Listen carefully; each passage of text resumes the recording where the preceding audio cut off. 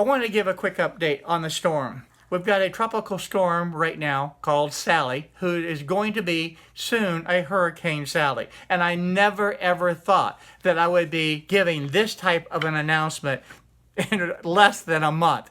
This has just been an incredible hurricane season.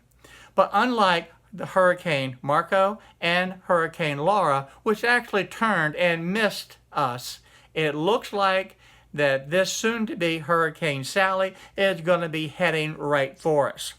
So I'm trying to get a number of videos up before the storm hits because I know that I'll be losing my power on Monday night. I definitely will be dealing with the storm on all day Tuesday and into Wednesday. So I'm not sure when I'll have power back, and I'm not sure when I'll be able to upload some additional videos. But stay tuned, I'll be back. And trust me, I'll be using the generator also to try to stay in touch and let you know what's going on.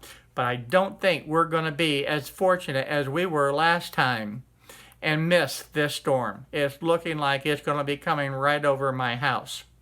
And don't forget, folks, please remember what happened with Hurricane Laura and the devastation that it caused on the western part of Louisiana and the eastern part of Texas.